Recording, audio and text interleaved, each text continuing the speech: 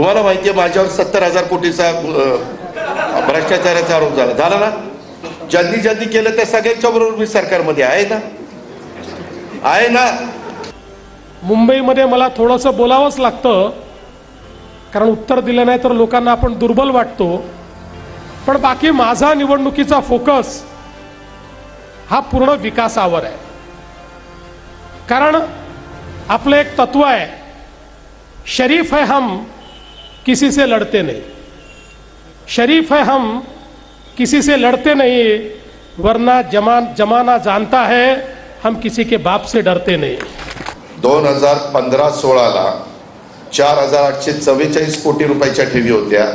16-17ला त्या 3348 झाल्या. 17-18ला ते 2957 झाल्या. 18-19ला ते 1903 झाल्या. 19-20ला 2893 झाल्या. 24-25ला 1700 वर, आता 2000 वर. जवळपास आता 2000 कोटीच्या ठेवी आहेत. 8,000 कोटी रुपयाच्या ठेवी त्या ठिकाणी मोडल्या गेल्या.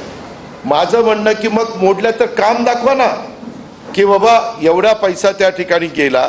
आज काम त्या ठिकाणी आपल्याला पाहायला मिळत नाही. हे आपण तयार करतोय. पाणी दे रे बाबा.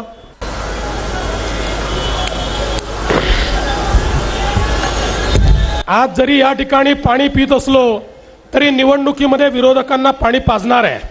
कोणी जर आम्हाला विचारणार असेल तुम्ही नेमकं काय केलं, तर त्यांनी प्रत्येकाने एकदा आरसा पाहावा, एवढीच माझी त्यांना विनंती असणार आहे.